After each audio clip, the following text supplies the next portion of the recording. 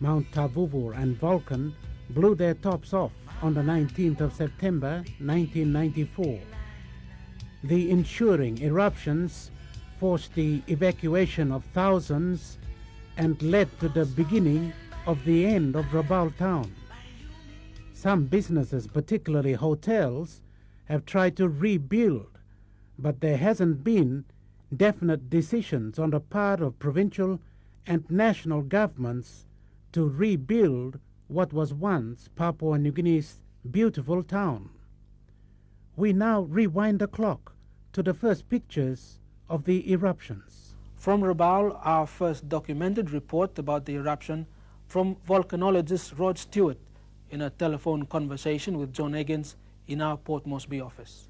The best comparison is actually the eruption of both Vulcan and Tavuvu in 1937.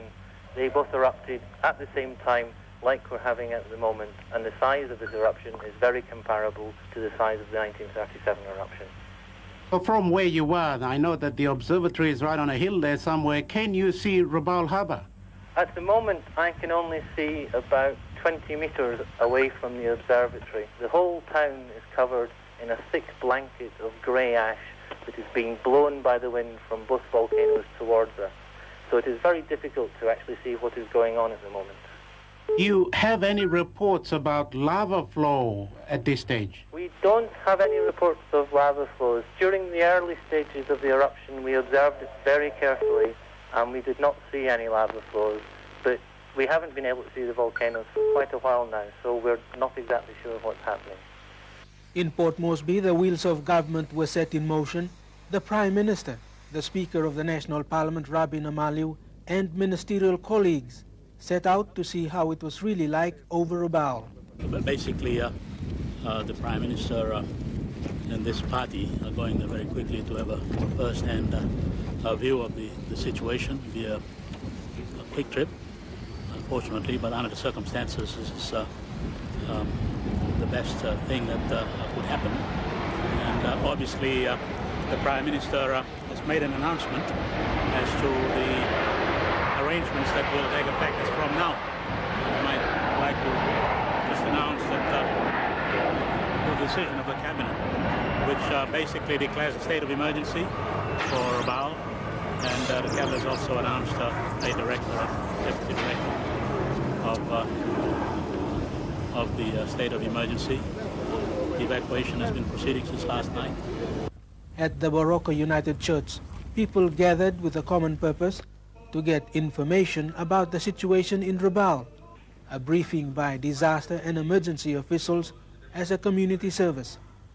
The Prime Minister and then Controller of the State of Emergency, Leith Anderson, returned to Port Moresby from Rabaul that evening and immediately gave a report on their mission. We're very clear exactly what the government must do on this particular occasion, because the damage is, from what I saw, is quite big.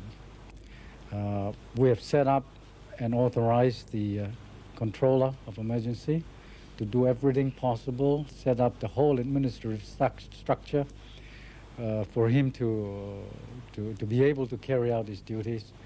The Finance Minister has been directed to make all the resources of the state available to assist in this program.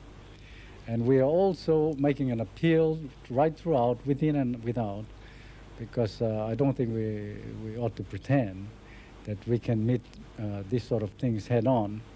We don't know the extent of the damages yet, but anyway, we are appealing within and without to assist in this restoration.